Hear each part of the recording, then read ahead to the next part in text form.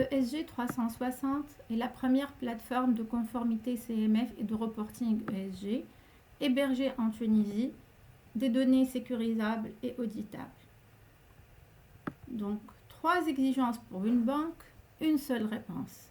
CMF, banque centrale, bailleur de fonds, tout est intégré dans la plateforme à travers un rapport qui est éditable et qui peut être signé par votre direction générale, commissaire aux comptes ou les directions qui sont responsables de l'édition des rapports de durabilité. Donc c'est une solution adaptée à votre réalité qui accompagne toutes les organisations confrontées aux enjeux ESG, quelle que soit leur taille ou le secteur d'activité.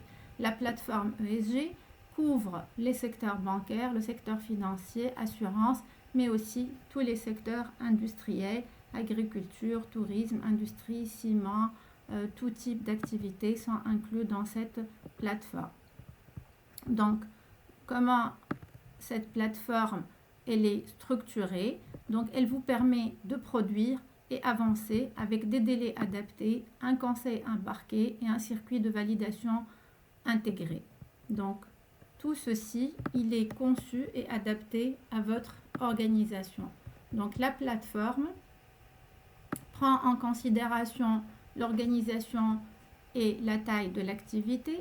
Donc, on a la conformité qui gère toutes les étapes, qui est managée au niveau du responsable RSE ou ESG, depuis la fiche entreprise jusqu'à la génération de la note.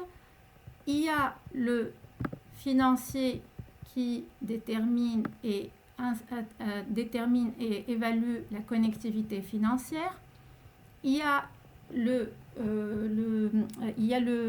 commercial qui gère le portefeuille et évalue les risques de ses clients. Comme on a dit, le volet commercial peut être couvert par tous les secteurs, agriculture, tourisme. Donc le commercial peut évaluer l'exposition des risques de ses clients. Donc on a depuis l'identification des risques, les enjeux sectoriels sont là, donc ils sont embarqués une à une. Pour chaque enjeu, on va identifier s'il est retenu, s'il est non retenu. On va par exemple prendre comme exemple exposition au risque climatique dans les activités de prêt. Cet enjeu peut concerner le commercial. De la contextualisation, de l'identification des enjeux, on peut passer à l'exposition des risques. Donc, on peut personnaliser autant qu'on le souhaite. Sinon, la plateforme, elle vous donne déjà un aperçu sur ce qui doit être intégré. Et à ce niveau, la finance, par exemple, elle évalue la matérialité. Donc, si l'enjeu, il est matériel, il va le relier à quel poste, provision, dépréciation, flux, etc. Donc, et par la suite, on a tout le détail au niveau de la matérialité, une à une. Pour chaque enjeu retenu, quelle est la méthodologie de la matérialité qu'on a utilisée et tout ce qui est la continuité d'exploitation. Le détail, il est là jusqu'à la déclaration des indicateurs. À ce niveau, les contributeurs au niveau des agences ou de filiales, chacun peut ajouter sa valeur. Si la valeur existe, elle est cochée au niveau oui. Si elle n'existe pas, il faut justifier tel que ça a été permis pour cette phase transitoire par la CMF. Donc, il faut justifier pourquoi, parce que par exemple, on a une maturité insuffisante des systèmes d'information et on va justifier le détail et on donne un calendrier d'exécution. Donc, si la valeur, elle existe, on va intégrer cette valeur et tout le détail sera rapporté au niveau de la note annexe. Par exemple, les indicateurs, on va les trouver au niveau de l'annexe D de la note. Il y a un module de gouvernance qui va concerner la direction générale.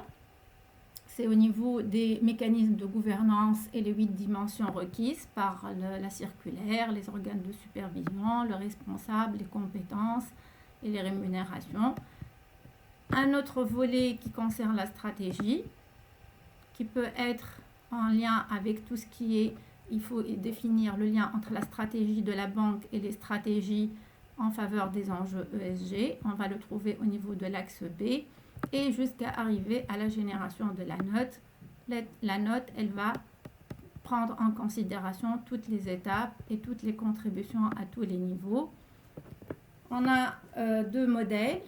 Soit on peut corriger à ce niveau-là, soit on peut télécharger le document sous forme de document Word et on peut modifier, ajuster, assurer tout ce qu'on souhaite. Mais bien sûr, tout est traçable au niveau du journal d'audit.